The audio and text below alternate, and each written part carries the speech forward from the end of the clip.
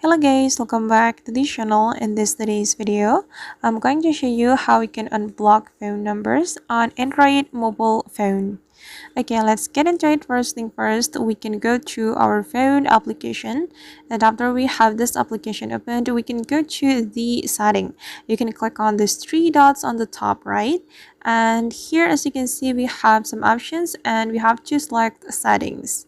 All right, and you can select the block numbers, and this are the phone numbers I have blocked with my Android phone, and I'm going to unblock this phone number. For example, we can click on this icon to remove this phone number from the blocked list.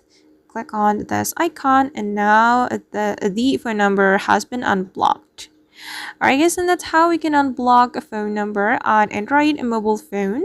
I hope this tutorial will be useful for you. Thank you so much for watching, and if you found this tutorial useful, don't forget to like, comment, share, and also subscribe to this channel. See you in the next video.